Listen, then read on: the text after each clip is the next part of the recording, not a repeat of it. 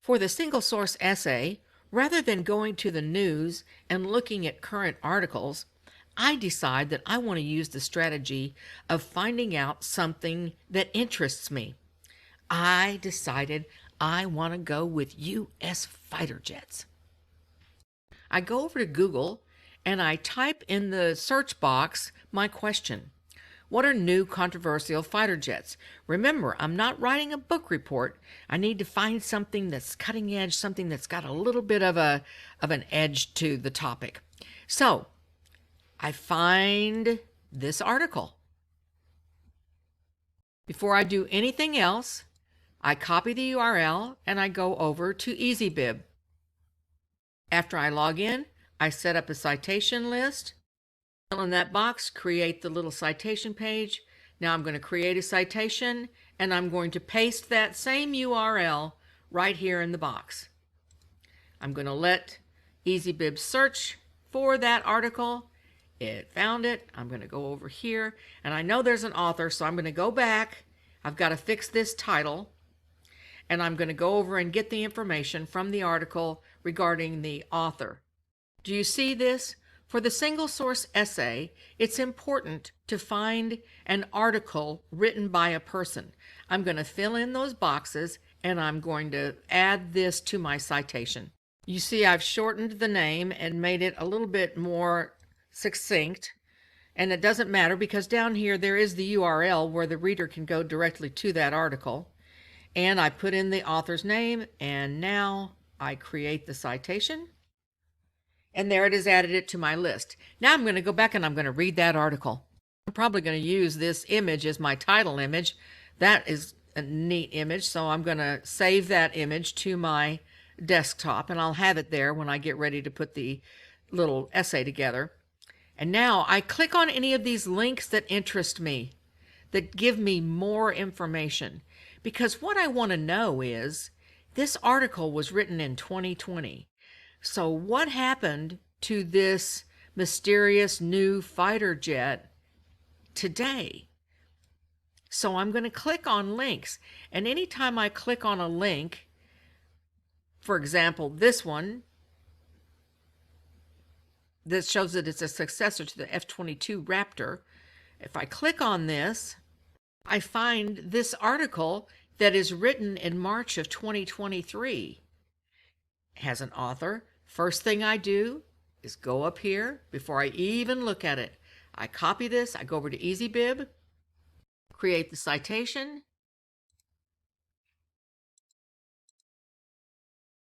There it is.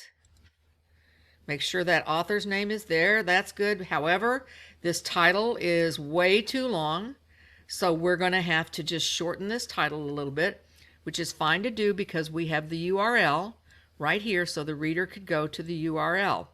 So I'm going to make this a sharper title. Yeah, I capitalized those words and made it a short title. There's the author, all the information. Go down here and complete the citation. Now that is also added to my list. Now I can go back and read the article. Now I go over to a Word document and I create my strategy in a basic outline. So I'm going to start with my introduction, which I'll fill in later. The paragraphs in this 5-paragraph essay. We're going to talk about those rumors that existed in that 2020 article. Then how that rumor evolved from 2020 to 2023. And then the evolution of the new F-22 Raptors. And then a conclusion that shows how this rumor of a new fighter jet became a reality. And that's it. See? So now I'm going to go ahead and I'm going to fill in part of this outline to show you what would be required for this single source essay. Yes, later when we do a multiple source essay, the outline will be much more complicated. However, for this assignment, a more streamlined outline is fine. I'm going to fill that out. I'll be right back. Okay, so I've filled in the rest of the outline, which is all that's required for this particular essay. Remember, we're only talking about the single source here. So the introduction. First sentence is always a sentence about me, the writer, and my interest in the topic. Next, a little bit about my research. What was I researching? Where did that take me? not to Google, but it took me to an article by whatever. And then right after those first two sentences comes the thesis statement. Here's our thesis statement. The F-22 Raptor, initially built in 1997, oops, helps if I put a comma there, was rumored as a new mystery aircraft in 2020 and was unveiled as a new revised F-22 in 2023 at Clark Air Base. Okay, so that tells the reader exactly what the reader is going to be reading in one sentence. Remember, a statement is one sentence. Next, we have one transition sentence to the next paragraph. The next paragraph needs to tell me, the reader, what an F-22 is. Regardless of what the topic is that you are writing about, assume that your reader is intelligent but does not necessarily know an F-22 from anything else. So be sure that you include in this paragraph 7 or 8 sentences. Not a million sentences, not 3 pages, nothing that's copy or pasted. Just think you were sitting down and you were explaining what this was to a person. You can use a quote or two, but most of it should be in your own words, 7 or 8 sentences, only one paragraph. Next, you'll have a transition sentence that takes us to this rumor thing that started, and we go to that article. It talked about the rumors. Then what happened after the rumors was this new appearance of the F-22 Raptor. Now we come up with the conclusion. A lot of people just leave the conclusion blank and hope for the best. That has never worked for me or anybody that I know. The conclusion contains 4 things. 1, a recap of what was just explained in one sentence. Next, what's going to come next for this particular topic? And then, not necessarily this, but we think about something where we take the topic and we make it even global. Like this little topic affected this little community, or this topic affected the U.S. Air Force. But how did that affect the rest of the world in one sentence? Or 2 at the most. And then finally, we end with a pithy statement that talks about safety or whatever these jets do, right? And that's it.